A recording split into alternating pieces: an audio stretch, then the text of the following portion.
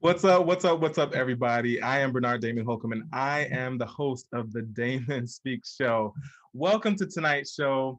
We have a fantastic show planned for you guys tonight. We're going to be talking about dating. We're going to be talking about our experiences, the red flags, the green flags, open relationships, closed relationships, all the things. Why did I decide to do this series of videos this month? A lot of people are struggling. A lot of people are, they get depressed around this time of year, especially during February because of Valentine's Day. So everyone's in the mood for love. Everyone's thinking about love. Everyone's wondering why they don't have the perfect relationship, why they're not in a relationship at all. So I've decided to bring you some good content. Last week, I had Netta the Official on. She's a spiritual life coach, a motivator. We were talking about, are we ready to date? We were talking about empaths. We were talking about how and what the best practices are for dating. This week, we're talking about dating, like I said. Next week, we're going to be talking about love and marriage. I've got 3 dope couples that are going to be coming on the show. And then the following week, we're going to be talking about divorce and heartbreak and how there is love and life after divorce and heartbreak. So sit down, put on your seatbelts. I'm just about ready to bring on our guests. My thought for this week is just simply to be nice to yourself, to be good to yourself, and to realize that you're worthy just because you're worthy, not because you are doing anything special, not because you do anything for anybody else. Sometimes, especially me as a performer, I can attach my worth to what I'm doing for other people. I attach my worth to if I get the job or how well I think I've done. But relax. You're worthy just because you're worthy. You deserve good things just because you deserve good things. All right? Well, without further ado, I would like to introduce everyone to my guests for this evening. Please welcome David, Michelle, and Darrell. What's up, y'all? Hey. Hi. Hey. How y'all doing? Hola. Oof, doing well. So let's start with David. David, tell the people a little bit about yourself. All right. So my name is David Alejandro Victor. I like just put my whole name out there. I like my middle name a lot. I am currently 23 years old. I am a full-time consultant with a focus in front-end development. And I'm also a DJ. And currently right now, I've been blessed to be able to work from home, but I'm also just trying to survive. Yes. All right. Come on, survive. Michelle, baby girl, tell us a little bit about you. I'm Michelle Trinidad, and I'm originally from Arizona. I live in the Bronx right now. I am 33. I am a music educator. I'm probably the best music educator you will ever meet, so send me your children.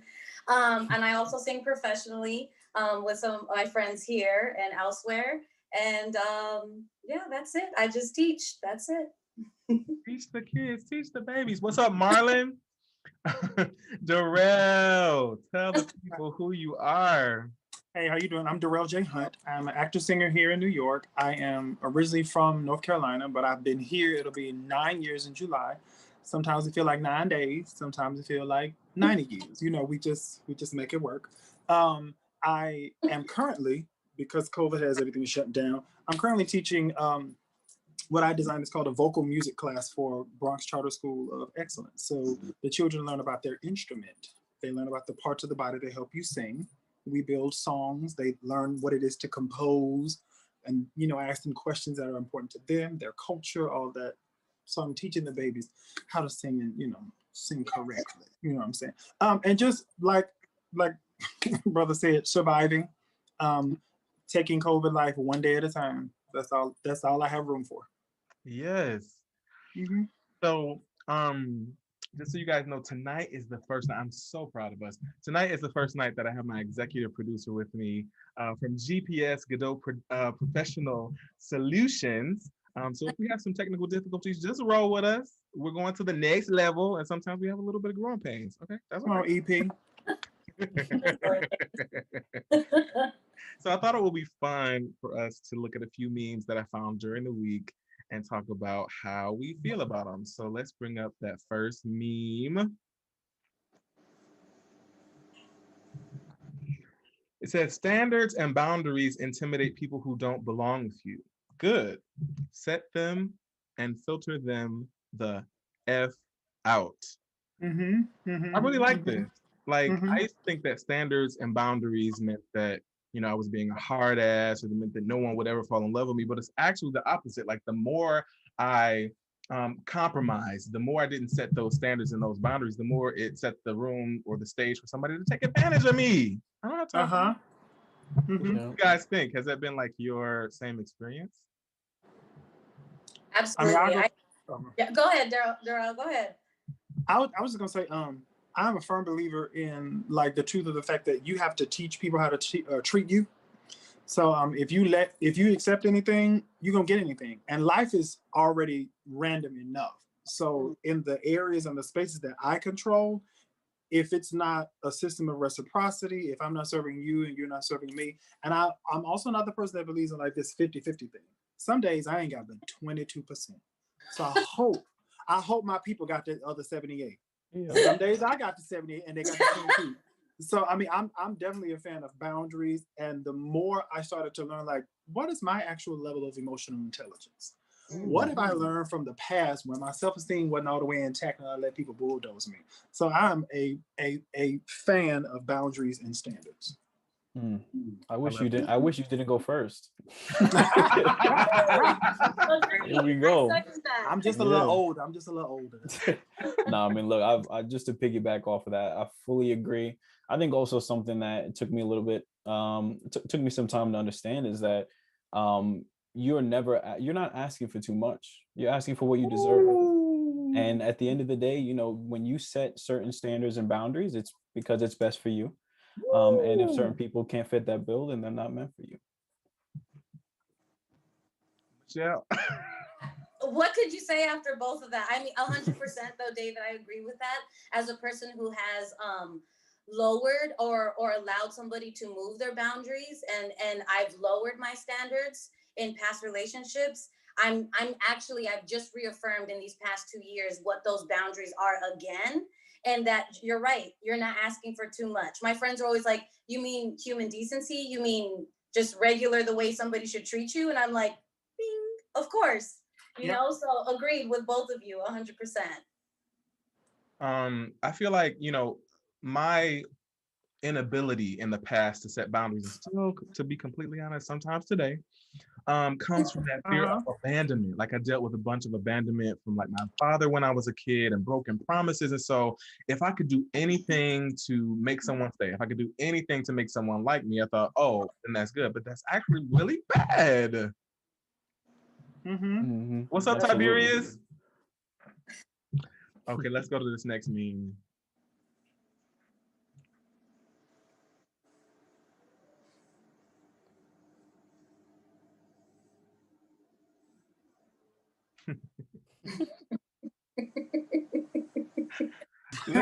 I gotta go because Valentine's Day is my birthday. I will say though that I have never wanted for anybody to party with me, for anybody to do anything with me, because usually they're like, F this is Single Awareness Day, like, let's go celebrate my boy birthday.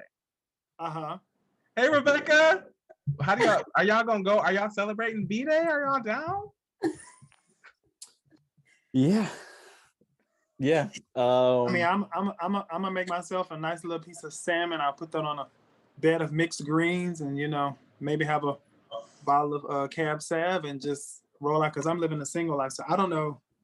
I mean, unless somebody call me between now and then and be like, hey, can I take you out? I mean, if a Negro feel like, he want to spend some time, but other than that, I'll be doing me. Yeah. Go ahead, Michelle. I'm one second. Well, I'm going to have a Galentine's Day on Friday night with all my girls. We're going to rent a suite, so I'm super stoked about that.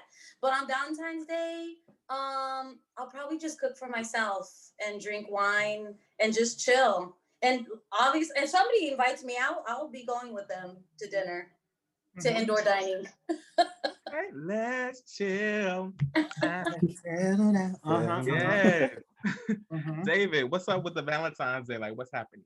Yeah, I mean, a little spoiler for later because I think we'll talk about it later. But I am in an open relationship, and with my girl, I will be taking her out to dinner on the night before. Actually, not the night before. It'll be brunch that day. And I might do a little more on that day as well. But I just see it as an excuse to, to treat her how I would every day if I could. So. That's a little sweet. more. That's so sweet. In a little more. That's what I'm interested in. All right, and this is the third one. The same red flags you ignore in the beginning will be the same reason it all ends. Like, I have been in so many situations where I know, right, in my solar plexus, somebody's not right. I know what it is, but I can't wrap my mind around it, and so I get into the situation anyway, right? So it's true for me.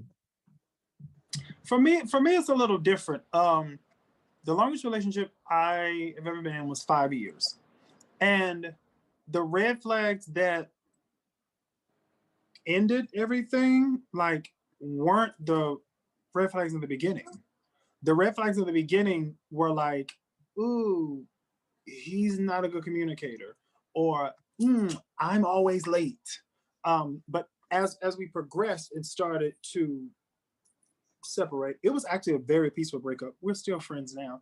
Our lives started to go this way with our desires. I was in North Carolina. I wanted to, move here, and that wasn't working. So for me, that hasn't particularly been the case. It was just a situation where we just grew in two different directions, and no matter how much we wanted to figure out the compromise, it just didn't work that we would be in a relationship in two cities, hours away in a car, hour and a half on a plane, figuring all of that out. Oh, I wish I had that same testimony. Like, most of the people that I have been with in a relationship, I am not friends with them because of the way that I dealt with the breakup. But I think it's really healthy and mature to still be able to at least communicate with somebody after you break up with them, Yeah. I think for the most part, I agree with this. And I think actually the biggest, I guess, the pieces of evidence that I have to it are when I speak to my close friends about their relationships. I always ask them how's the relationship going, and typically their initial response is, oh, it's going great, can't complain. But then I say, how are you, how's it really going, right? Because there might be something on their mind, and they might say like, oh, every now and then it might be a little annoying when they do this, or it might be that kind of rhetoric. And lo and behold, when that relationship does end, it's almost always for the same reason that they stated in that initial conversation. So I feel like those red flags tend to be the demise of some relationships later on. I'm going to be honest. In my last relationship, I think I saw those red flags as like challenges, because I'm so stubborn and I'm so strong-willed. And I knew right then that those were all red flags, and that these little things, because the little things are the big things. And I stand firm on that. The little things are the big things specifically for me. And so I knew right then, like literally the day that I met this person, I knew that, this person is not for you. And then we stayed together for 5 years. I was so stubborn. Because I was so stubborn. I was just like, he can change. He can change. It, Yes. I can love him enough to change him. It didn't work. And in fact, we tried to be amicable, but honestly, it was too toxic. We were just such a toxic couple together that even though we wanted to be friends when we were cool, we couldn't because we had just burned all those red flags and made a bigger mess. So Listen, I'm not gonna lie. Sometimes that toxicity is attractive. it is. Why do good girls like bad boys, or why do good anybody like bad anybody? Like it's that allure. It's that ooh, this is dangerous. Ooh, and sometimes I Right. think it comes down to self-worth as well. It's like, oh, I know this is not gonna work out. I really know this is not gonna work out, but I'm gonna play this game. I'm gonna have some good sex. Like this is what it's gonna be, and we end up. Right. And I think the allure of the toxicity depends on where you are in life. Absolutely. Because before a therapist, before an elder, or before someone defined toxicity for me, I thought it was love. I thought it was, ooh, that's just how relationships go. I thought it was all of that. But then when my eyes were open, I was like, oh no, this is actually not going to change. And so for me, once I was able to recognize toxicity, once I was able to recognize someone who was uncompromising, someone who did not understand compatibility. Compatibility is not what you immediately have in common with somebody. Compatibility is what you build over time. One thing with my one of my exes, he was going to squeeze the toothpaste in the middle.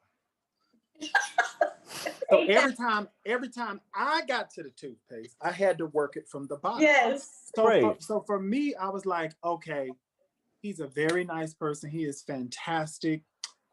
That's just gonna be his tube of toothpaste. I'll get my own.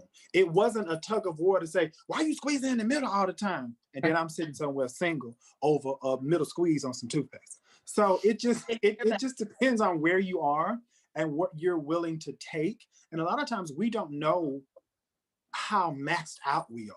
We think that a lot of us, if we're high functioning, if we're intelligent, if we are people who are on the higher end of post-traumatic growth, which means you discover something and it take you out, you go through an abusive situation and you can bounce back in a week and a half. Some people, they're not that quick, and that's fine. You just have to know what your level is. You might need therapy for a few weeks to figure that thing out. Some people can snap back after a bad weekend. Child, I had to leave him and they going on with their friends. So for me, the gamble of toxicity is it depends on where you are. Ooh, I can speak to that. Go ahead, Michelle. No, I was just saying, I feel not attacked, but I feel blessed right now with what you just said. Legit. Mm-hmm. Wow, I just learned something a lot right now by what you just said. Is it possible to be like attacked and blessed at the same time? Because I think so.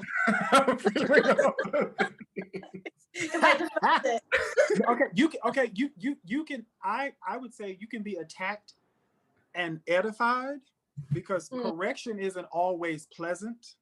Correct. The application of wisdom isn't always easy. It might be a little abrasive. You get a little microdermabrasion. They're gonna have to go over that patch. That's the epidermis that kicked up. They may have to work on that section. So I guess I would say attacked and edified, because you're encouraged to do better. I guess. Yes, absolutely. Come on, teach us tonight. But like for me, like that toothpaste thing gets on my nerves. I am really a petty Peter. I present myself to be like Damon Speaks, and we're going to be like law of attraction and meditation. But the smallest things get under my skin, and I will be ready to leave you. If I were married, I'd be like, I will divorce you over this toothpaste. So I still have a long way to go. Yeah. I still have a long way to go. But I agree that it's like your level of experience, where you are in your life. I personally haven't had a lot of long-term relationships. So I haven't even had a lot of practice dealing with, all the little things that someone may do to annoy me. So maybe when I do get into a relationship that's long-term, I'll learn how. Oof. Makes sense. It's true. Very true. I also find with my last relationship, she and I were very, we were very good at communication. So we never had any issues that turned into bigger deals than they needed to. But those last couple of months, when I started to realize that the relationship had run its course, those little things that I didn't really find annoying became annoying. And it became, and those were kind of we mentioned red flags, they're kind of different red flags, but they're more so flags that notify me that, you know, my feelings for this person are starting to change. And you know, that toothpaste example is a great one, because I may have just, you know, noticed that early on in the relationship and be like, oh, you know, it's whatever, because, you know, the list of benefits I feel I'm getting from this relationship are so high that I don't even see it on the bottom of the pile.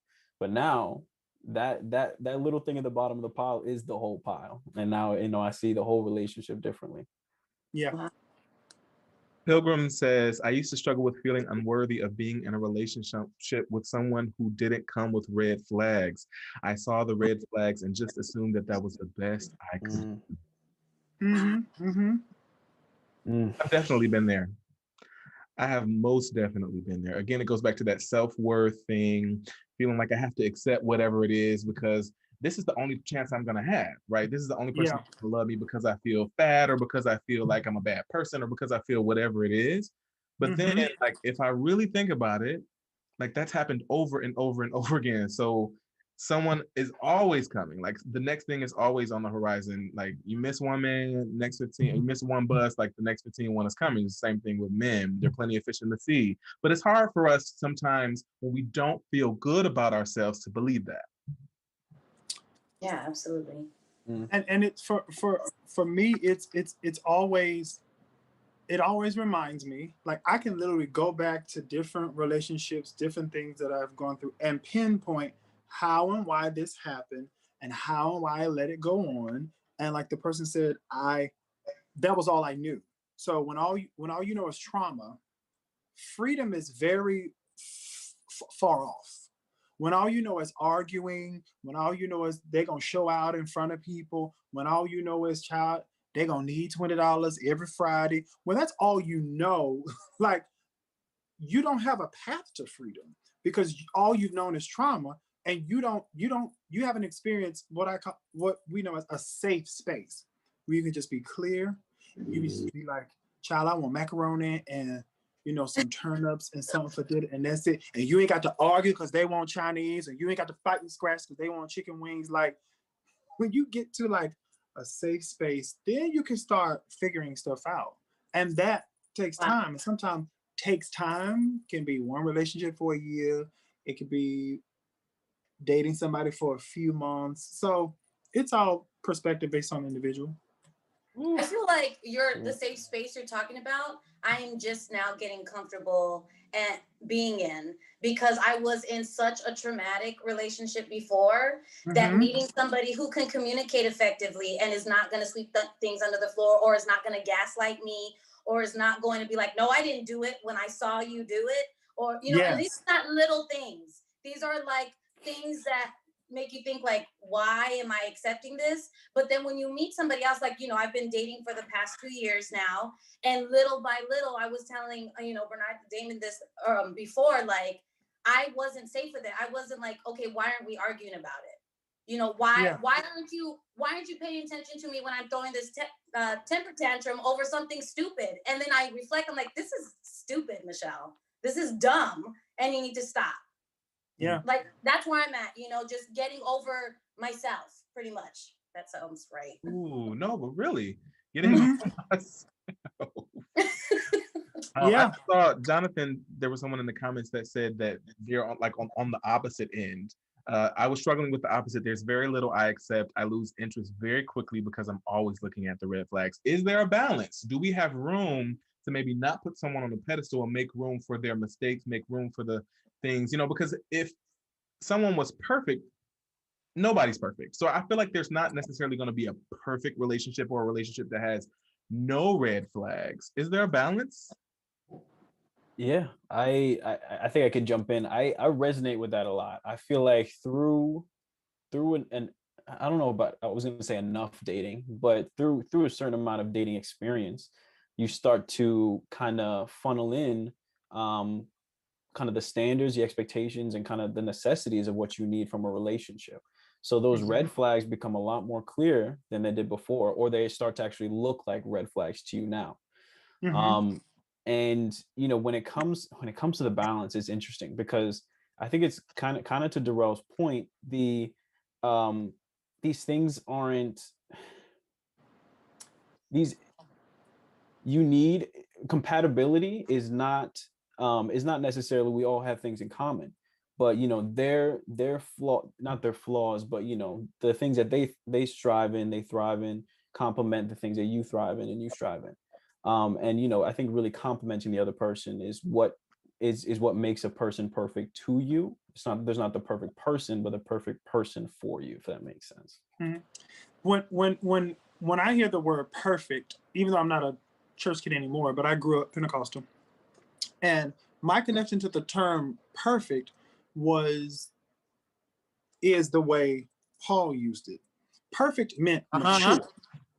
It just meant mature. It didn't mean everything was done correctly, everything you always made the right decision. It just meant you were mature about what you wanted, what you pursued, and it also meant that you didn't live above reproach. If you did something wrong, you did something wrong. If you was late because you didn't set an alarm to get up and be on time for that date or the dinner date or whatever, that was me a lot of times. Or you hit snooze trying to get 5 more minutes and that turned into 15 more minutes and you know the commute. Like, just say, yes, I messed up. Like, I'm so sorry. Let me pay, or something like that to show that the person is worth your time. And time for me is the greatest gift because you can never get it back. I don't like things. I don't need nobody to buy me nothing. You don't need to take care of me. I don't have to have a birthday party or a birthday. I mean, I like a birthday party. I don't have to have, let me say, I don't have to have gifts. Child, throw a chicken in the oven and let's have a couple bottles of wine and let's just laugh and talk and enjoy life. So that's me, particularly when I look at the term perfect. Like, are you doing your best? And are you honestly making an assessment of like what my best is? I had a manager when I worked in ticket sales for Broadway.com one time. She said, you know, if people can get to work at 9:05, they can get to work at 9 o'clock. True. That's absolutely true. So I took that in that day and age of my traffic list. I said, well, I might as well come in at 11 because that makes my tardiness more justifiable. Trifling. Oh, just hearing the way you talk about that, Darrell, makes me feel like that would be such a wonderful relationship to be in. One of my struggles has been expectations. Am I allowing someone to disrespect me? Am I allowing someone to give me less than their best? Because, you know, I haven't trusted myself, right, to take care of myself. So I'm putting so many expectations on that person. You have to be perfect. You have to take me out on a date. What do you mean? Why didn't you respond to my text message within the first 2 seconds after I sent it? You know, so what are healthy expectations? I'm gonna lie to you. Sorry. Right when I turned in my young, like my early 20s, right before I moved to New York, I had somebody who wanted to date me, and he told me that my expectations were too high. That I expected so much from everybody because I did so much and I was accomplishing so much. So I expected that, and sometimes I needed to give people a second chance or even a third because nobody's perfect. And that it didn't resonate with me then because I'm so hard-headed. I was then and I'm still am now, and I try so hard not to be to an extent. But I think that it stuck with me because when I moved to New York, I started giving people chances. And I felt like, well, now looking back at it, I felt like because I had listened and carried what that gentleman said, we're friends now today, acquaintances. We never dated after that. But I felt like maybe I had lowered my expectations of people because he said that they were like unachievable. But then I'm trying to circle back around to what David said and was like, what I'm asking for is pretty basic. You know, that, you know what I'm saying? So like, is it basic or is it too much? And that's where I grapple with myself. Like, okay, wait, is this asking too much? And then I have to go and ask other people, like, I'm not sure, you know? That's where I had been for so long in regards to expectations anyways. They're high now. I mean, I think it's also nice to have accountability partners. It's also nice to have people that know you, and you can communicate with them. Because my friends would be like, you know, you was wrong for that. You was real extra for that. Call him and apologize, or you need to do better next time. Yada yada. So I think having another set of ears to listen to your situation is Oh, always yeah. a good thing. But also, when you know your level of emotional intelligence, when you know what absolutely does and does not work for you, then you can start like draw boundaries, disassociate, all that kind of stuff. Correct.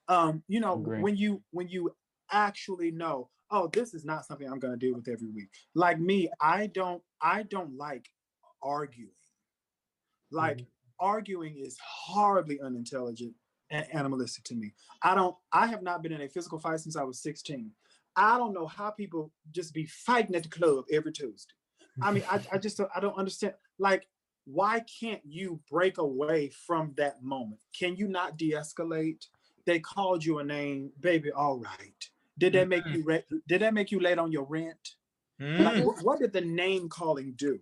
I mean, I can understand if somebody put their hands on you or whatever, but there are some things that we just have to set as deal breakers. Like, how do you treat like people?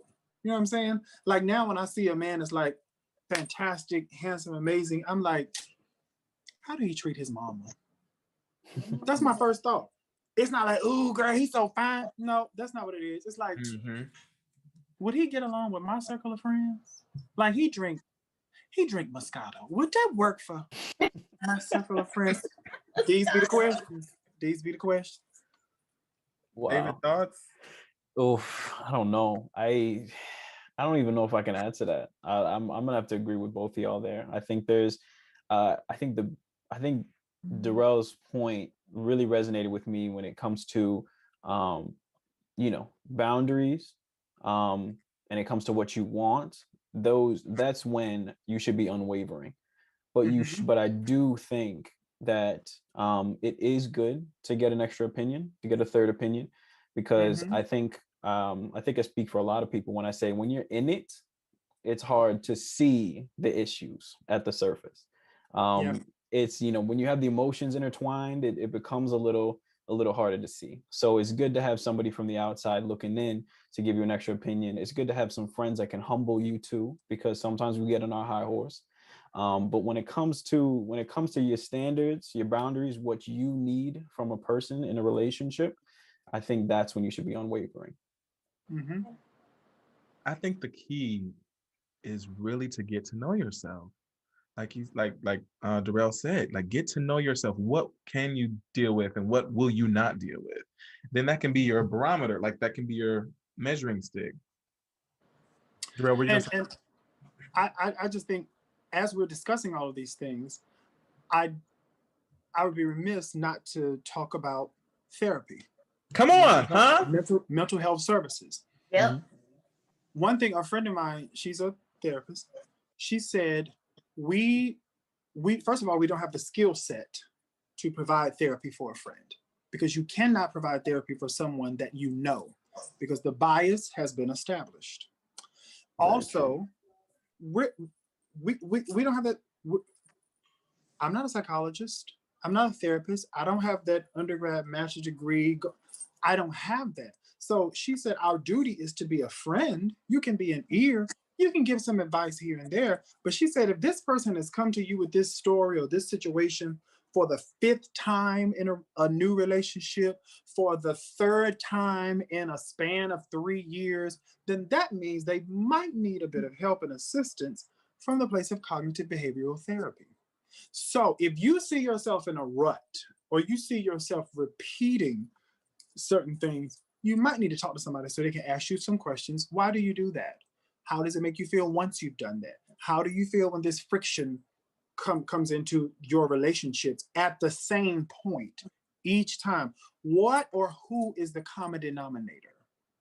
And in all times, you're the common denominator. When you're sitting on the couch and you talking to that person, you're the common denominator because you're the one in the office. Yep. So I think we have to look at the fact that we can try and figure stuff out, but if it's something that's debilitating or deteriorating you, you need to speak and talk to someone versus trying to figure it out and you 5 years in and it ain't figured out. Absolutely. I agree 100% with that. In fact, that's the only way I got out of just being so in the biggest hole I helped dig. And it was the only way. And I saw her only for a few months, only because unfortunately my insurance changed. But had it not changed, I'd probably still be seeing her. And it was just, I was telling Damon here, like, it was like looking at a mirror. And I told her how frustrated I was being in front of her, because why do I have to tell somebody and pay somebody? And I'm intelligent enough to know that this, and this is this, and this. And she was just like, sometimes you just need to hear it from somebody else other than yourself and get up out of your own head. And it helped me immensely. I wouldn't be as successful as I am now after that ridiculous relationship I allowed myself to be in, had I not gone and seen a therapist. That's the truth. Yeah. That's the whole truth. Yeah. And I would like to add to both of y'all's points. And it's just kind of a side note that I've noticed about people. We tend to seek advice from the friends we believe will give us the advice we want to hear.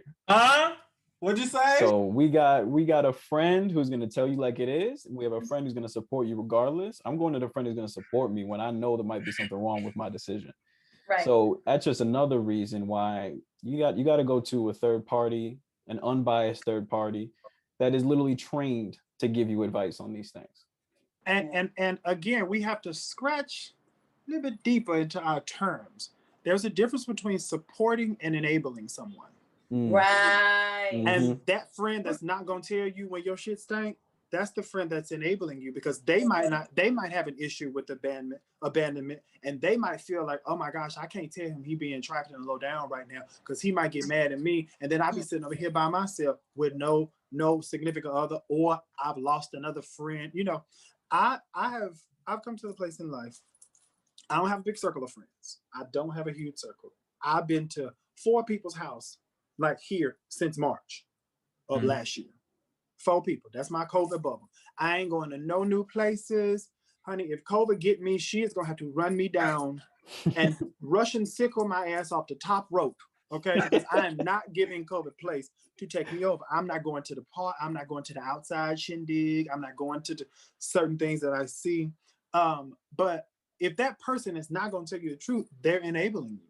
And they might not be at a level to basically tell you the truth, because they might be you all might be just commiserating when you talk. They might not be at a higher level to impart anything or edify or give you anything. So sometimes we go to that person so we can commiserate, and we be like, he was stupid, wasn't he? And they dealing with somebody that's stupid, and they be like, yeah, because Craig so, or because Keisha so. So there's a difference between supporting and enabling someone. There's a difference. Amen. Child, sometimes we're in situations and we think it's love, but it's really enabling. It's really, we just want them to tell us what we want to hear. And when they don't, we get extremely angry and want to walk away. That's not really a friendship. That's not like a real relationship, really. Yeah. Absolutely. David, tell me, what's the best date you've ever been on, the worst date you've ever been on, and what you see as a perfect date? Jeez. I'll start with the worst date. This was a Tinder date, middle of college. We went out, we brought a blanket out to Central Park. She lived uptown, I lived downtown. And you know, I would ask, I guess, these little questions here and there to see if we were on the same page about anything, and we weren't. It was Beyonce, Rihanna. She would say Rihanna. It was, you know, I like museums. It was I like museums. She didn't. There was not a single thing we could talk about. And, you know, it's interesting because I don't believe that, kind of to what we talked about before, that liking similar things and having those kind of similarities are necessary. But when it comes to an initial date, and you don't have the conversation can't flow because they're just stopped right on a dime like that, it became impossible to, you know, to keep this thing going. It got to the point where I was just like, hey, look, like, it was nice meeting you, but I think it's about that time. and that's how it went. Oh man, you hit me with all 3 questions first. I thought he was gonna do a round of each. Yeah, you know what? I like. Can we do that? Can somebody Let's do take the the worst round. date Let's do next? the round. Michelle, tell me about the worst. Let's start with the worst. I thought about this question like for reals, and I honestly can't remember. But if I had to think of something that is more recent, it would just be the fact that this last date that I had, and no offense to younger men, because I had not dated younger men as young as he was, and there was just something amiss. Like he was so nice, he was super handsome, he picked me up, didn't have anything planned, like. I don't know. It's just that we conversed. It was nice. We listened to music. We liked some of the same things, but there was just something amiss. And after the third date, you know, he was talking during the movie, and I don't know if I know I told a couple of my friends, and it was just so annoying. I was like, it was over. He stormed out. It was bad, but I still wished him well, and he can't stand me. I'm pretty sure he talked all the shit in the world he could to me to try to hurt my feelings, and I was just like, I wish you well, sir. Goodbye. God bless. Yeah. Darrell, the worst. The worst date I ever been on, it was back home in North Carolina. And this person, I'm not a like uppity person, but I do operate like through a particular level of refinement. And I cannot stand when someone is rude or dismissive to a server in a restaurant. Yeah. And this person had something to say about everything. And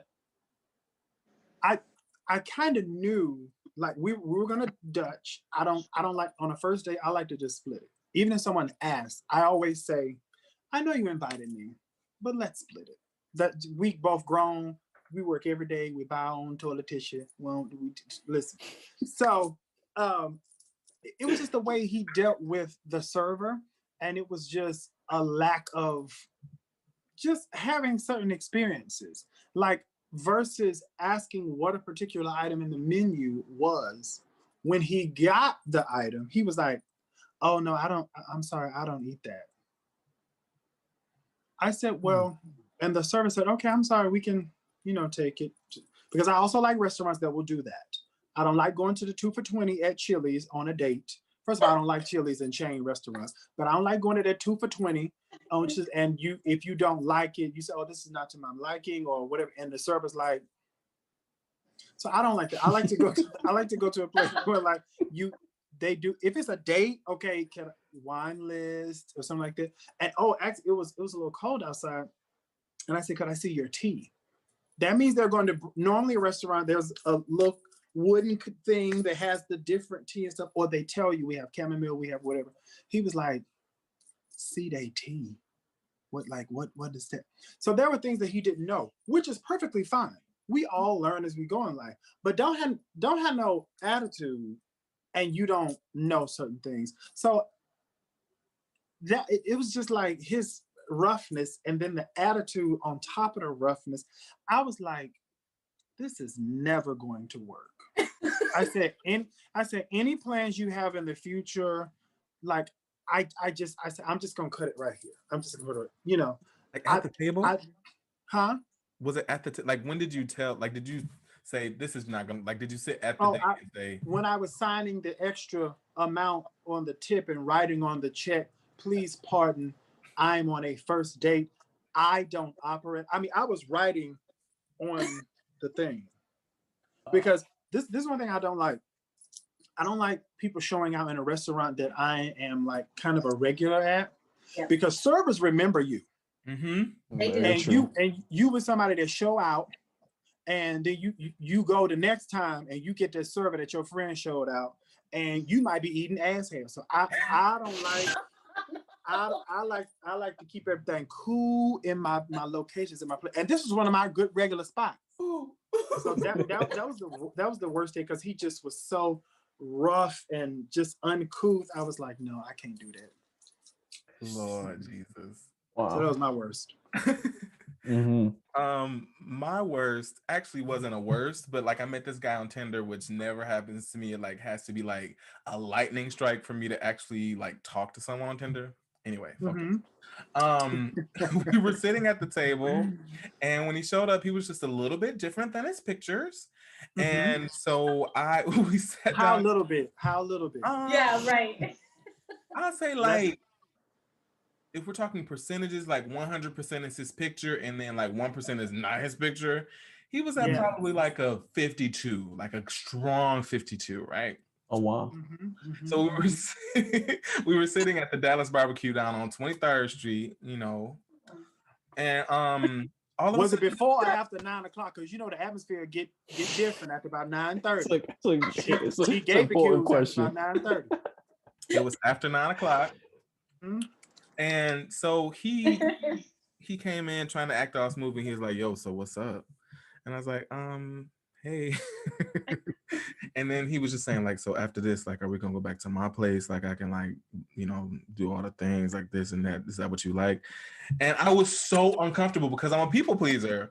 So I cannot tell you, I'm embarrassed to say how many times I've actually gone home with someone or gotten to a really sticky situation just because I didn't want to say no.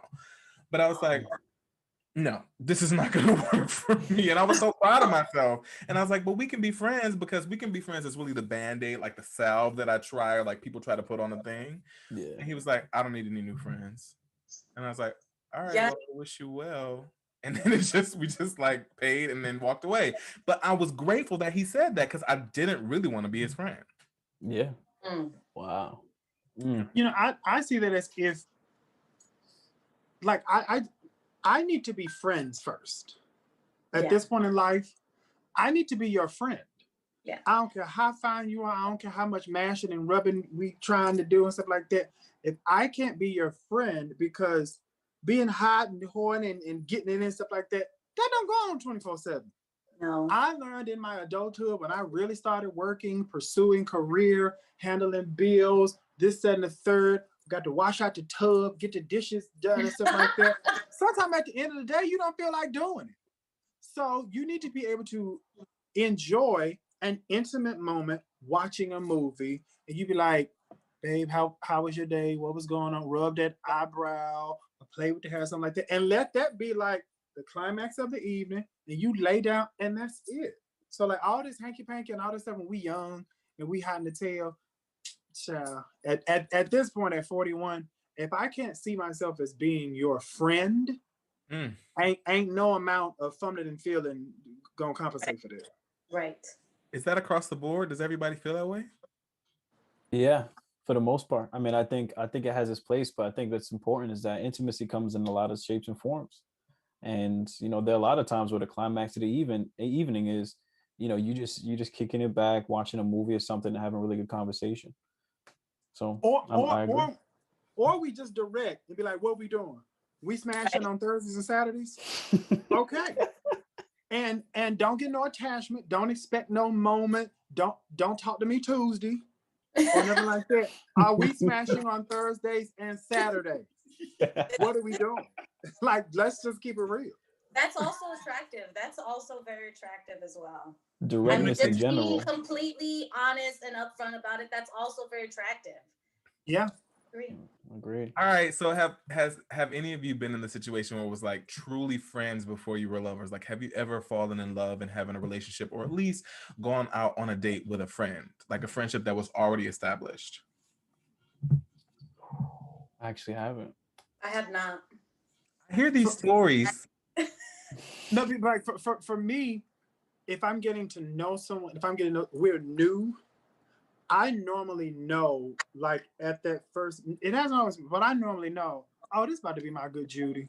Oh, he cool. We gonna cut up. We can hang out and go shopping and stuff like that. And once someone gets to that friend place with me, because my friends have been built over time. I don't have anybody in my life that I latched onto in a month. The people in my life, we got to know each other, hanging out here and there. Like the majority of my friends, we would be in the same spaces. We would hang out and communicate, but it took us a while before we just talk on the phone. So I believe in like evolving into like a solid friendship. And once that starts, there's actually like nothing comes on for a friend.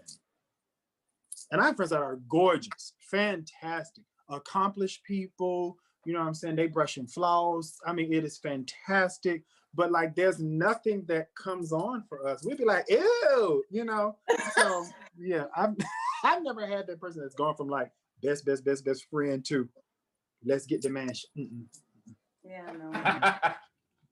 I will say, like, on the opposite side, I have a cousin who's getting married, I think this year. She dated this guy for like, maybe a few months, and then they just became like really good friends. He moved to a different city. He got married. They were still friends. They would ask about each other's partners or dates or whatever. Then he ended up getting divorced, and he realized that he was really in love with her. And she was like, no, boo, you're my friend. Like, I don't want to date you. I don't have any feelings for you. And then something clicked. She woke up one day and was like, this is a really good guy, and I can tell that he really loves me. And so now they're getting married. The thing for me is like, I could fall in love with a friend, but wow, the thought just really went out of my head like that. That's crazy. That happened to me earlier. That happened to me earlier. It's COVID. Oh, okay, I got it back. I refuse to be in a relationship with someone that I'm not attracted to. I've done enough of that. I've said yes to enough situations, trying to be nice. I can't do it. So if you're my friend, I actually have to find you attractive. And I do find several of my friends attractive. So I think it's a possibility. But as a rule, a lot of people say they don't fall in love with their friends. It's not possible for them. David, okay. Tell me about the best date. Oof. All right. One of the best dates I've been on. She came by my place. This was actually the second date. We went around the corner to a spot nearby. It was a completely new restaurant. So it was the first time I was going, first time she was as well. She and I had the same feelings about the restaurant. We were like, okay, this portion's a little small, but it's not too bad. She was she had some good jokes. She's making jokes here and there. And I think I'm gonna go general already, but it's the fact that we could, and I hate this word, but we could vibe so well. I hate that word too. I know, I'm sorry, I hate it. I really don't use it often, but the conversation flowed. The humor was there. It wasn't just, I didn't feel like I was just kind of putting the date on my back and taking it to the promised land. It just felt so mutual. It feel like we were kind of bouncing off each other the entire time. And it wasn't just the dinner. Afterwards, we went to a paint and sip event. And I think I became even more attracted to her through her interactions with other people. It was great seeing that she was a people person, kind of to Darrell's point from before.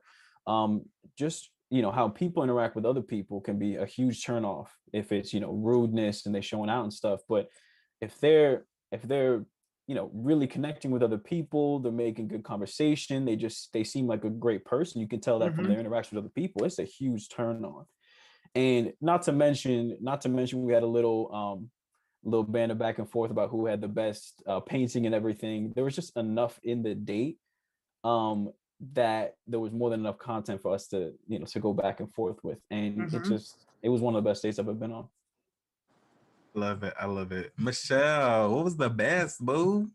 I'm pretty sure the best date I ever had was with a person who him and I are now friends. But I'm not gonna lie, when we met on not Instagram, we met on MySpace. Sorry, I almost forgot what MySpace was. But you took us back. We met on MySpace, and I was still in college, and I was visiting. I came back down to Tucson, and he was playing on a football team on a community college, and he ended up driving to my house. And we literally, this is what I can remember anyways, we sat in the car, and if you didn't know, Gladiator is one of my top 10 movies. If you haven't seen it, you need to see it. But we listened to the soundtrack. Sounds crazy, but we listened to the soundtrack. We talked about the Dallas Cowboys because we're both Dallas Cowboys fans. And you could just feel like we just talked about everything. If you could think about everything we talked about, we laughed, we talked about deep stuff, and we had only met on MySpace. Now, I don't know if you remember MySpace, but people didn't get real deep, you know, on the chat or the messages. It wasn't even a chat. It was the messages you had to send back and forth. Yeah. And so he ended up leaving and then texted me on my BlackBerry. Yes, on my BlackBerry. Yes. Like, so you didn't like me because you didn't kiss me? And he was like, oh, I didn't know if I could. He turned his ass back around. He was like 20 some minutes away. And we had the most crazy, passionate kiss. I'll never forget. He was like, nobody has ever kissed me like that in my life. We had like a whole good 2, 3, 4 years of just on and off, like amazing sex, still friends. And then to this day, the only time we don't talk is when he has a current girlfriend. He is now in California. And anytime he has a girlfriend, he's just so honest. And it's like, oh, that's Michelle. Her and I used to, see each other. La la la. They're like, oh, you can't be friends with her. So he has to cut me off completely. So, but other than that, we've already made a pact that if I'm turned 36 and don't have kids, him and I are having kids. So that's that. But that's how good of we're friends after all of like the whole sexual, just all the sexual stuff that we went through when we were younger. We're still friends to this day.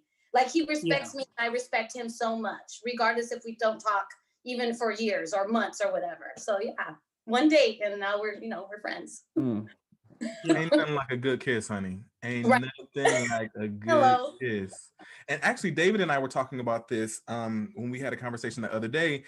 Not every relationship leads to marriage. Not every relationship leads down the aisle. Sometimes it's just really about the experience. And that sounds like an awesome experience. Yeah. Absolutely. Yeah. Darrell, perfect. Like it was just great. Best. The best was so I don't do a lot of dating. And I've been single for the longest time, but the best that I've ever had. So this Negro in DC, when I was living in North Carolina, before I moved here, it was like 2011, I had put up some pictures from a show that I had done in college.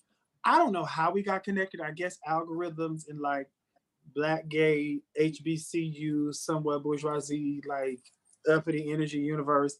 So he was making comments like on the picture. And I'm outgoing, I'm upbeat, I love to laugh and cut up, but like I'm still guarded. Like that's like my own personal health and wellness, but also being an artist and you're always in front of people, you kind of have to keep yourself a little bit of distance, and social media get crazy. So he was like commenting on the pictures, then here come the messenger. I said, well, if you actually look in my about information, it says in a relationship, and my partner at the time was the person that was listed. I'm really an open person. And he was like, oh, okay, great. I overlooked that. No, you didn't. You thought I was trifling. We was just gonna do something on the low. But anyway, so he overlooked that. Right. So in February of 2012, actually, oh my God, February 13th, the day before Valentine's. That's when my partner and I was like, you know what? We are not on the same page, love. So we're good. And that's when I split it off. When I tell you, when I changed, like a few weeks later, I was like, oh my God, I still have that up. I changed my relationship status. And normally when I see that I'm done, like I'm done. Like I'm not gonna cuss you out at the gas station. I'm not gonna shoot you no stank eye nowhere. But like when I'm done, I'm done. So it was maybe like 3 days later when I changed my relationship status. Here he come. Just hope you're all right. So. And I was like, he was waiting. That's not. Didn't even respond. Didn't respond.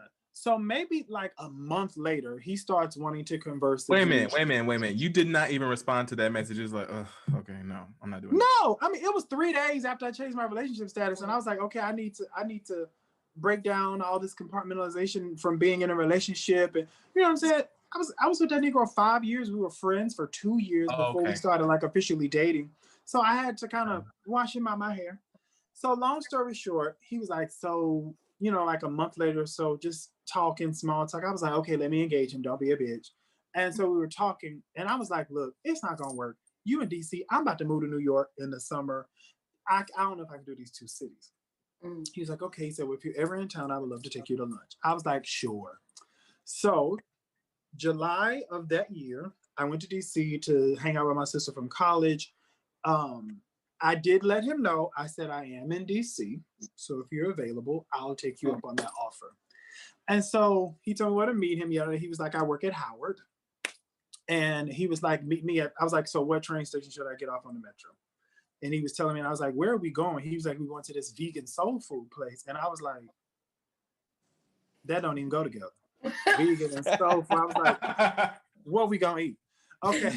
So I think the name of the place was Everlasting Life. And that's high. And when I tell you it was amazing, like I had this amazing kale salad.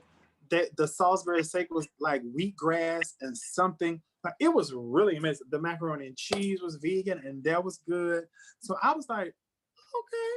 I actually let him pay for it. You know, it was on his lunch break. And I was kind of worried. I was like, well, we've been eating like 45 minutes. Like, don't you have to be back or whatever? He was like, no, I run the department. I can go back when I get ready to go back. So it was just a great situation. We were talking and cutting up and stuff like that. And I had a bag with him. He was like, where you going? I said, I told you I'm moving to New York. So that was my last day in DC before I came to New York. Had that old megabus ticket part because I was on a budget. I ain't had no money for no flight from DC to New York at the time. And so we were sitting in his car right outside of Union Station. We were talking so much. I literally had like 10 minutes to that little parking lot in front of Union Station. I literally had 10 minutes to run in, get through up the stairs and onto the bus. And so he was like, please don't forget me. And he was like, can I kiss you? And I was like, sure. So it was a pet. I ain't do no slime because I ain't know him well enough. I didn't know what his brushing and flossing was like. I didn't know what them back teeth was set up like. So I was like, no. Oh my God. We're going to do a pet and just keep on going. So that was literally the best date I have ever been on. Yeah. Ooh, that's really sweet. Listen, hey. All right. Best date. I was in a relationship. Actually, we weren't in a relationship at this time. We were just dating. But I was with this guy, and it's the only time in recent memory that I've actually had a Valentine. And so it was the night before Valentine's Day, the night before my birthday. He showed up at my door with a single rose. And I was just, I mean, I'm a hopeless romantic, okay? Jeanette, hey boo. And so then that was like maybe Wednesday. And then Friday, he was like, come over to my house, I'm gonna get everything ready. We'll meet at my house and then I'll plan the evening. And I was like, okay. So I went to his house. He had me put like my coat at the door. And then I walked into his room and he had set up like a picnic in his room. So there was a blanket on the floor. There were candles everywhere. And he had asked me before, like, what is your favorite dessert? And I was like, ooh, red velvet cupcakes. He had 2 red velvet cupcakes sitting there and then a bottle of wine. And so then we sat on the floor and we had the red velvet cupcakes. We drank the entire bottle of wine. And he was, what was this, 33? He was like, you just turned 33. Like, tell me about this 33rd year, like what you want to manifest this year. And I was just so in love. So then he took me to dinner at the Boulevard Bistro when it was still on Lenox Avenue. He's like, order whatever you want. Order whatever you want. And I was like, all right. So we ate and we were gonna go to a movie, but he was an actor. He's like, I have an audition tomorrow. I'm feeling so tired. Do you mind if we just go back to my place? Like, I just want to hold you. I just want to be near you tonight. And I was like, okay. So that was the best, right? But then it quickly turned into like something else because we were laying down. He trusted me enough to like give me the password to his iPad. He was like, watch Netflix. Like, I'm gonna go to sleep. I was so in love with this person that we didn't have to speak. Like, we didn't even have to really cuddle. As long as our feet were touching or like we were just in the same room, it was good. So I opened his iPad, not looking for anything. How big is this man? Sure you weren't. You just stumbled upon it. Listen, no, but for real, I pulled down the little thing, and you know how it's like. He had no TV? He didn't have a TV at the time. Oh, okay. Because I was about to check. Okay. Well, go ahead. I'm sorry. You know, Apple products, you pull down the little thing, and it's like the recently used apps. And we were not exclusive at this time. However, like one of his recently used apps was Grinder. And so I was like, okay. Nosy. It's my bad. Like whenever you go looking through somebody's stuff, you're going to find something that's going to upset you. Like just don't. Yeah. So I got an attitude the next morning. You know, I kind of like played it off and I was like, all right, bye. And then we talked about it later. And he was like, you know, if you had told me that morning that you came upon this, I would have opened the app and showed you like who I had been talking to and that I had not been talking to somebody for a long time. But I was like, why is it in your recently used apps? So like if you haven't been on it or you know, haven't been talking to anybody. Anyway, but we ended up breaking up. But it was such a great day. Like it started out really well. Really? And that brings me to my next question. What are the stages of dating and when do you become exclusive? If you become exclusive at all, like, is it talking, then like casually dating, and then like exclusively dating, like you my boo / boyfriend / girlfriend? What is it for you? I'm gonna need somebody to tell me this because I have just gone through this and ended something after 4 months because the person didn't check on me when I flew back from Arizona to New York and did not even offer to pick me up. But we've been dealing with each other for 4 months, like on a regular basis. And I felt like maybe that was my bad when I ended it because I didn't have that conversation with him. So please, somebody enlighten me on the stages. He just had you like ready for the M60. He ain't no, I called the cab, but you know. I mean, what I'm saying, in his mind, he didn't say like, or at least be like, let me know when you land, yada yada yada. Wow. Or like, okay. For me, at this point in my life, I just need clarity. I need to know if a person is dating just to have fun with people. I need to know if a person is dating because they want to eventually be with someone. Because listen, I'm 41. I feel like I don't have but so much time to just be dilly-dallying. First of all, time is precious. Secondly, my nerves. Third, I just need to make sure I know what I'm jumping into. So I don't have a set list of rules that I can give, like on the general for dating, outside of just get clarity. And I'm not the type of person we on the first date. So how do you feel about relationships? No, I'm not gonna do that. That was gonna be my question. When do you have this conversation? I normally have that conversation when I feel my energy shift towards that person. And like this guy I was dating, I said, you know what? At this point, I'm going to be honest. I'm very low maintenance. We don't have to talk all day because we both got shit to do. But if I don't get a good morning text, I would at least like to have a hope you had a good day, good night, talk tomorrow. Or at least let me know I'm super busy today. So if you text me or whatever and I don't get back with you, this is why. So that hard? Yeah, and I don't normally have like a span of time. I don't say like in 3 weeks he gotta let me know. But when your energy starts to pull me and I start to prefer you over other people, or if I start to make space for you in my life, like if I know I'm off on a Saturday, I don't have a rehearsal, I don't have a gig, I don't have to do anything. If I will leave that space open for you, I register that, I pick the energy up, and that's when I started communicating. So I don't have like a sis boom by ABC 1, 2, 3 of dating. I just know how to assess myself and how I feel about someone. I love that. Yeah. Oof. Well, I mean, first things first, that's the second time that you said you're 41. And the second time I did not believe you. You look great for your age. Let me just say that. That's number one. Number two, I don't think that there's any golden rule to this. I don't think there's any set stages, and I don't believe in it. I feel like you can't really put a timeline on how your feelings are towards somebody. With my, it was the complete opposite for my first relationship and my last. My first relationship, we had been dating for a couple of months, and I was out with her and her friends, and her friends basically said, "So are y'all together now? Like, is it official?" And she was like, pretty much, yeah. And then I was there like, we didn't have this conversation, but okay. I was a completely different person at the time. My last relationship, it was it was almost it was a little longer. And so, and that we kind of just stumbled upon it. We were just talking about how we felt about each other. And we got to the point where it seemed like we were both on the same page emotionally. And that's what we wanted. We wanted an exclusive relationship at the time. And that's how it happened. The timelines were completely different. I mean, the first one's an odd situation. I mean, being kind of pressured into it is pretty odd. But again, my main thing is there's no timeline for it. It's exactly what Darrell was saying. When you start to see yourself making time for them and your free time, you want to fill up with their time, then that's when you start to know that, this might be the person I want to spend a lot of time with going forward.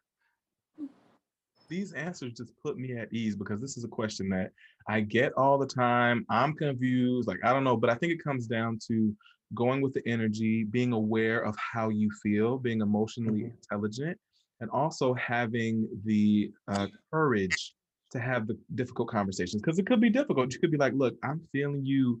I want to be exclusive with you. And that person could be like, I'm not ready, or I'm just dating for fun. Yeah. But see, I am so the fan of having a 15-minute conversation that might be a little uneasy so that we move forward to clarity versus tiptoeing for 6 months around how I feel, And especially if I see your damn time. Right. Especially if I see that person is like just happy go lucky. Hey, yeah, we can go out Friday. And you're like a guy I was dealing with a couple of years ago. We can go out Friday was like, okay, my Friday evening is free, but I'm not saying like I can meet you at 6 o'clock. Like, hit me up Friday and let me know, yada, yada. I was like, no, that's not how I operate. I'm doing one too many things. So I don't live a hit me up Friday life. So that hit me up Friday, huh? So it's like, I mean, and I tell people all the time, especially when they come and visit New York, like friends or family come to visit and it's a Wednesday. What are we doing? I'll be like, going to work. Word. It's Wednesday. Like, and then, and I tell, like one time my cousin came up on a Saturday and didn't tell me he was coming. Talk about, oh, I'm in town, just pulled up, I'm in Harlem. I was like, well, have a good time because I'm on my way to a gig in Connecticut. I said, normally New York people, our weekend is normally scheduled by like Thursday. Right. For me, if I don't have a concrete plan by Thursday, then I can say, oh yeah, we can hang Saturday, whatever. But I normally know what I'm doing Thursday through Sunday. So love it. Yeah. I love it. So, okay, we're living in 2021. We've just been through an incredible 2020. And there are all different types of relationships, all different types of ways of dating. There are open relationships, there's polyamory, there's commitment, there's all types of things. And David, you mentioned earlier that you were in an open relationship. How did you come to that conclusion that that was good for you, and how's it going? Oof, it's going great. It was interesting how I came about it. It really kind of spurred from my last relationship. In my last relationship, I dated this woman for 1 year and 8 months. And by 1 year and 5 months in, I think the spark just started to fade. I started to realize that, I think the relationship had kind of run its course, and subconsciously I was checking out of it. And it's interesting whenever people ask me like, okay, but why did you break up with her? There must have been a reason. And it was just that the relationship had run its course. She is someone that I, to this day, and will never have anything negative to say about her. She was a phenomenal woman. But that's just how I felt at the time. And, it took a lot of thought for me to think, how can I date someone so amazing, but not feel the same way about her after 1.5 years of greatness? I was just like, something had to be up. And fortunately, I'm very happy that I've become a person that has questioned a lot of things that have quote unquote been set in stone. Just like gender is fluid, just like sexuality is fluid.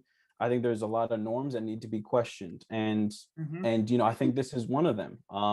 Now, of course, open relationships are not for everyone, and I can't stress that enough. I was actually one of my old one of my past fuck buddies. She was in a relationship and we were having sex, and she had friends that were in that were looking for open relationships, and they found out that too many of the guys they were trying to date, their ego and their pride were getting in the way, and they just weren't capable of doing that. And she also ran into a little bit of turmoil in her open relationship. It was open and then it was closed, it was open and then it was closed. It's not for everybody, but I found that you can solve virtually everything with communication. The woman that I'm in an open relationship with, we're in very different stages of our lives. I'm 23, she's 34, and we're just looking for different things right now. But with that being said, we found through a long time of dating that we're each other's priority. So when we're together, we're together. But I find myself thinking that, I do want to continue exploring the dating world. I don't feel like it's early enough for me to potentially settle down, whatever that means. And I'm not sure what settling down actually means. And I guess the last thing, before I go too much on a tangent, divorce is something that I've seen a lot in my life from people around me, from my parents. And it's almost a little troublesome to see that 50% of marriages end up in divorce.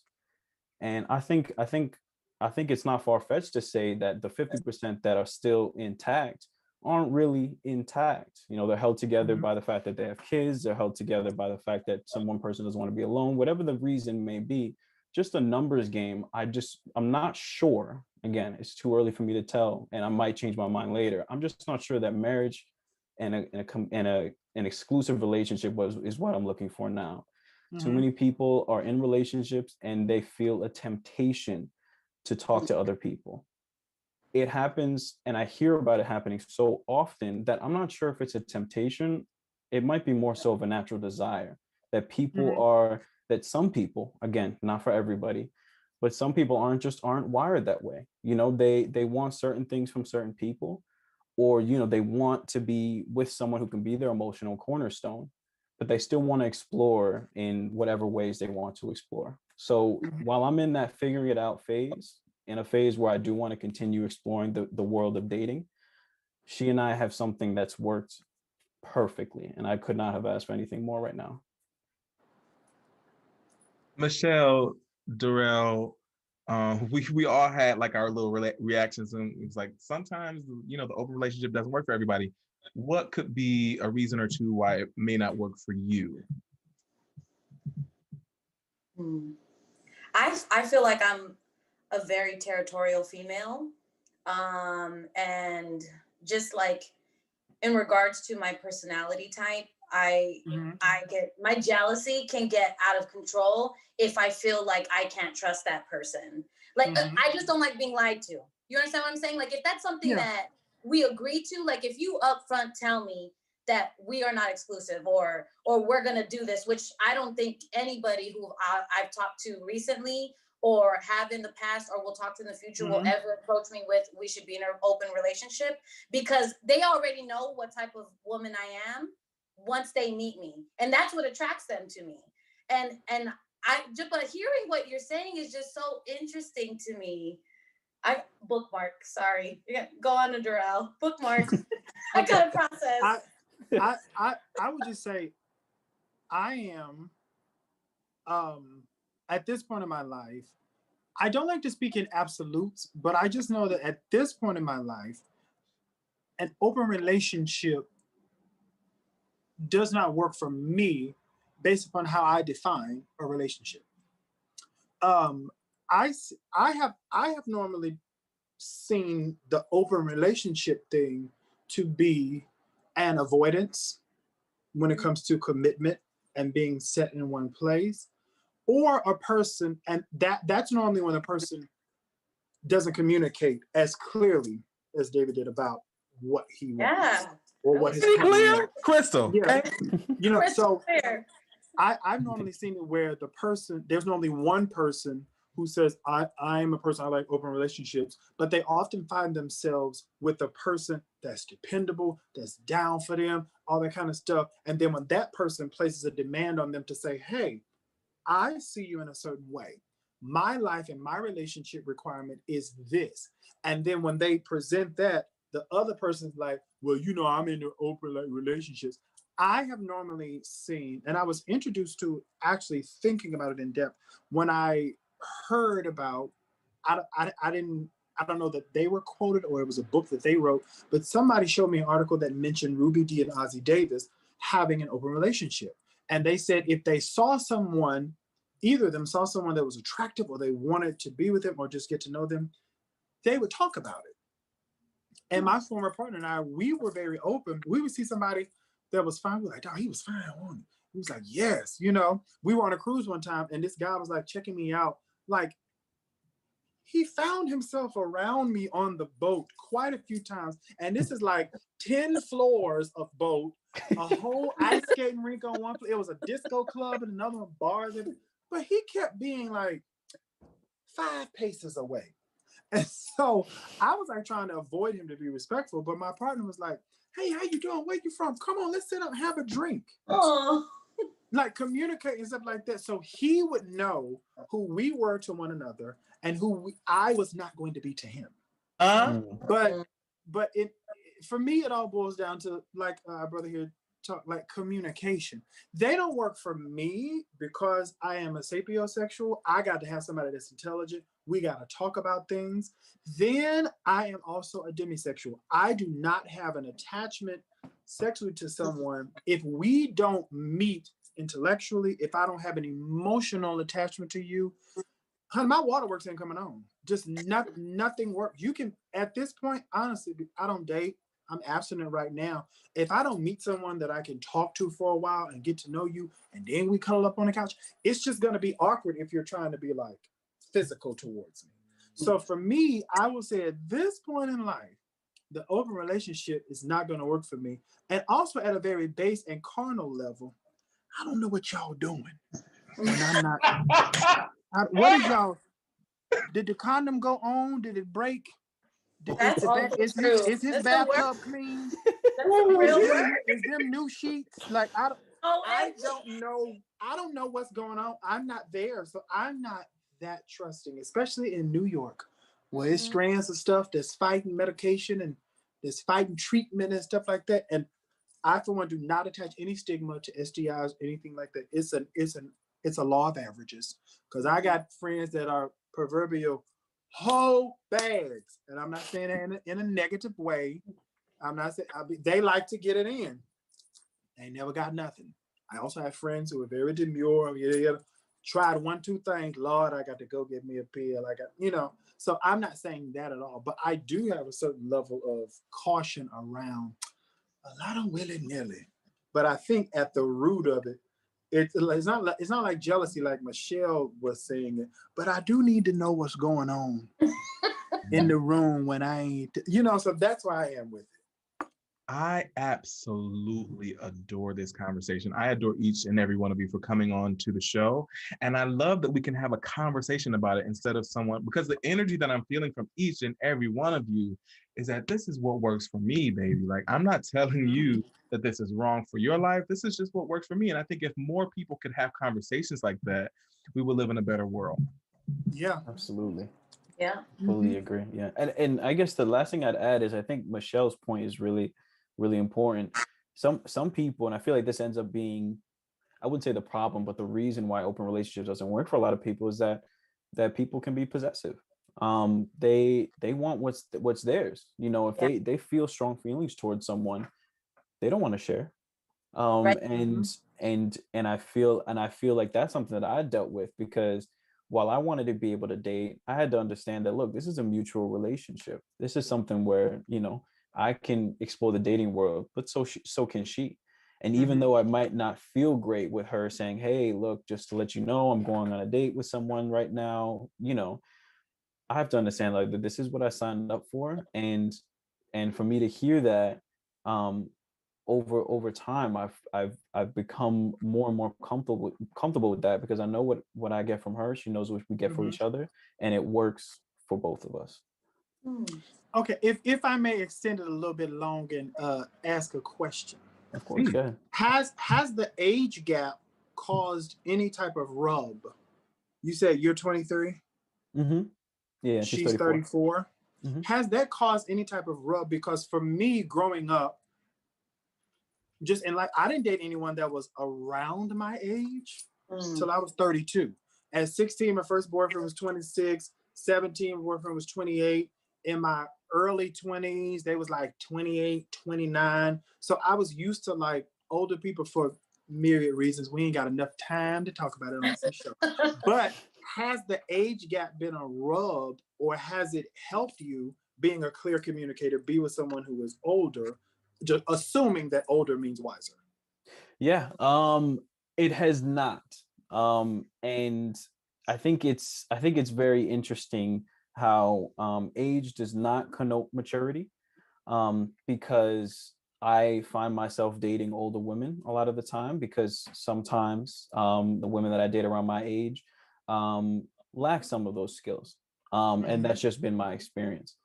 And same thing goes for her. She had just gotten out of a relationship when I had met her, and she and this is, I don't know why I did this in hindsight, but the conversation of age came up when we first started talking, our first like conversation in person, and she told me her age. I told her mine pretty apprehensively, and she took a long pause, and she was like, fine, we can talk again, right? And you know, she was at a point in her life. The reason I brought up that she just got out of her relationship, she wanted to be very open. She said, you know, typically I don't date younger, and potentially substantially younger, relatively speaking. But after just a couple conversations, she found out that I'm the most, in her words, damn, I sound like I'm gassing myself up, but she said Celebrate yourself. she said I was one of the most mature men that she's ever spoken to, dated, etc. And because of that, the only time that, I guess, to answer your question directly, it's ever rubbed the wrong way is when she mentions a movie that I haven't seen, or a song that was big when she was in the clubs back, 10 years ago, and I was in middle school. That's the only time when it's really in our face. But when it comes to, fortunately, we have the communication skills where it doesn't rub us in the more important things, which are, how we feel towards each other, what we're doing because of our feelings, where we are in our career. In the most important things, it's not been an obstacle, and I don't foresee that happening. Good. Awesome. Okay. Michelle, did you want to revisit that bookmark, or are you? No, I'm gonna think. She said, I'm still talking.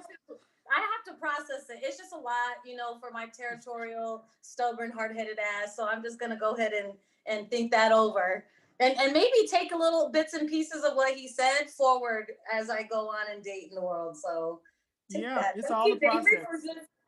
That was a great explanation of it, to be perfectly honest, because I used to be with somebody who always alluded to open relationship but was a liar. And so it was a bad taste in my mouth, and then cheated, But maybe if we had a conversation that was mature enough, maybe that would have been different. But that was an amazing explanation. It's like, interesting. Probably not for me, but still interesting. Right. Yeah. Listen, exactly. David has me thinking about it, like, maybe after 25 years, we're still together. maybe this has been so amazing. Go ahead, Darrell.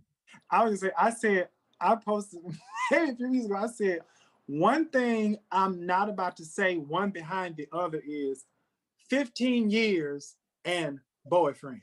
I'm just not about, you're not about to be my boyfriend for 15 years and we still in that don't work for me. We still in separate apartments. Ain't nobody decided to make nothing legal. And Oh. like, is we gonna buy a property together? Are you the beneficiary on my life insurance? Right.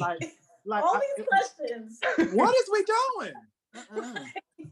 It comes down to the communication. Okay. This is true. And So, I'm communicating that won't be my Woo! So I'm sure we have some singles out in the audience. It is, almost Valentine's Day. It's February. So my question for each of you is, are the DMs open for like dates and for like other things? Like, where are we? Can people like send you flowers? What's happening? Oh my God. I've only received flowers, bouquet of flowers once in my life. Because somebody had, they do a thing on Facebook, things you've never done. And it was like 1 through 10. And it was like, received flowers. And I was like, no. I was like, oh my God. Now, my former partner did buy me a single rose when we were on a cruise, and he was impatient that morning getting off the boat to the excursion. He got a little attitude with me, and I had to tell him to check himself. And so he bought a single rose to dinner, and I was like, it's okay, this the one rose. It's okay, I love you for this one rose. But when I put no on my Facebook, this guy that I've never met, super sweet, he hit me up. He said, please trust me. What is your address? And I was like, so I'm in New York and he in North Carolina, so ain't no way he gonna get. At this time, I was living in the Bronx off the D train. What was the stop? It goes straight. On the D train. It go okay. If you at 145th during the rush hour, it goes straight to this Tremont. Yes. So I was like, he is not gonna come up here. We gotta buzz people in, so I'm safe. 2 days later, my roommate was like, bitch, you sent you flowers. I was like, I don't know. And I saw it was his name. I was like, oh my gosh, that was so super sweet. So I'm saying all that to say, since I only received flowers once, yes, people can send me flowers on Valentine's Day or any day of the week. You know what I'm saying? It just can't be them flowers from the gas station. It's like them little fake silk flowers, and they had that one little rhinestone on it that's supposed to represent like the mist or something, so the flower could be moist. But yes, you can send me flowers. And more than one rose, right? Child, at this point, I'll take that one. It mean you thought about me, and if you're on the budget, I want you to adhere to your budget. Don't miss none of your bills trying to give me no flowers. Don't. Oh, that's good. Michelle DMs, David DMs. You can DM if you want. Yep, same here. They're open. Now we know David can. We know he accepted the DMs. He done laid it out. So, listen, I'm single and ready to mingle. I just got a few engagements. Listen. Yo, I cannot thank you guys enough. I have had a fantastic time. I hope that the audience has as well. The Damon Speaks Show is all about positivity and lifting people up. So from each of you, I would like a final word for anyone that may be struggling in the dating arena, may feel like they're too ugly, may feel like it's not working for them. Yeah. It's been great. Thank you for having me. Thank you for meeting new people, new energy. You know what I'm saying? Absolutely. Yeah. I done already followed y'all on Instagram, so that's done. Cool. I'm gonna follow y'all back.